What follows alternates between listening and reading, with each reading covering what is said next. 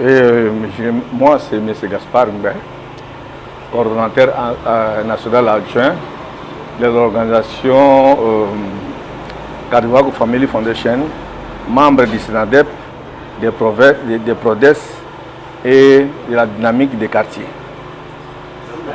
Monsieur Gaspard, qu'entendez-vous par l'éducation inclusive des personnes avec handicap, spécifiquement en RDC? Merci beaucoup. Quand on parle de l'éducation inclusive,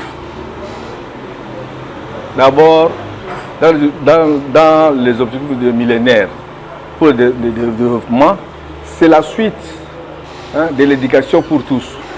La base d'abord, c'est l'éducation pour tous. Maintenant, il y a une loi en RDC ici, de 2013, de la réforme de l'enseignement national au niveau national.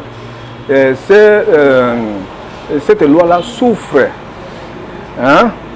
de l'insertion de l'éducation inclusive.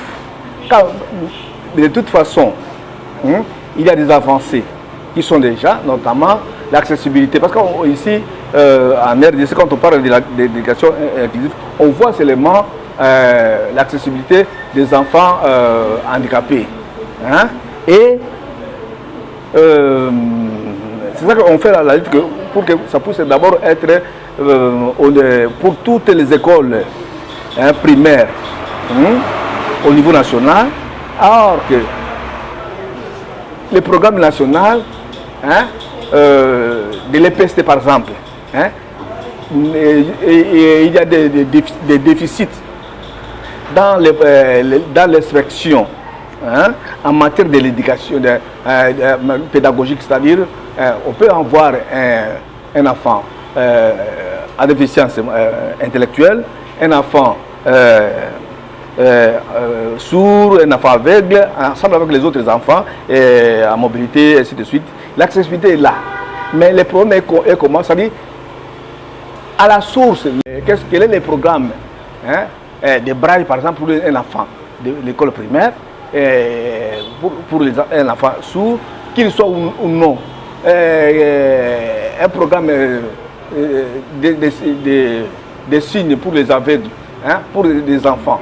C'est-à-dire qu'ils soient dans cette classe-là de première année ou non. C'est-à-dire tous les enfants dans les programmes, on insère ces programmes-là. Les enfants aussi apprennent, tous les enfants aussi, normal, apprennent cela. Alors, c'est l'inspection maintenant qui viendra voir si c'est ça l'essentiel. Ouais. Et qu'est-ce que suggérez-vous pour sa bonne mise en pratique? La bonne mise en pratique, ça existe déjà, parce qu'il y a des écoles spéciales, par exemple, Bourdéco, il y a ceux qui, Willery, par exemple, on apprend aussi, toujours dans l'école, on apprend aussi des aveugles, des mamans Moutou, par exemple. Ça existe, il y a des avancées. Mais le problème est comment? C'est-à-dire le problème que c'est au niveau de l'UNESCO, parce que le pays est membre de l'UNESCO. C'est au niveau de l'UNESCO de voir quels sont les programmes qui peuvent donner aux pays membres. Voilà, pour l'éducation inclusive, ce n'est pas seulement l'accessibilité, voilà aussi les programmes pédagogiques qu'on peut donner aussi à tous les enfants.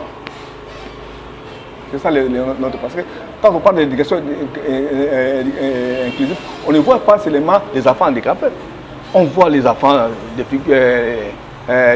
peuples autochtones, on voit les enfants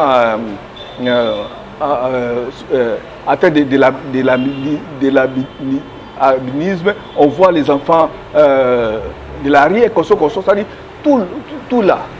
C'est ça qu'on appelle l'éducation inclusive. Tout le monde doit être inclus pour suivre ce programme-là. C'est le problème d'abord de l'UNESCO, et puis lorsqu'il va donner parce que notre pays va suivre maintenant, il va adapter. On va adapter aussi les programmes nationaux par rapport à cela. C'est ça le problème.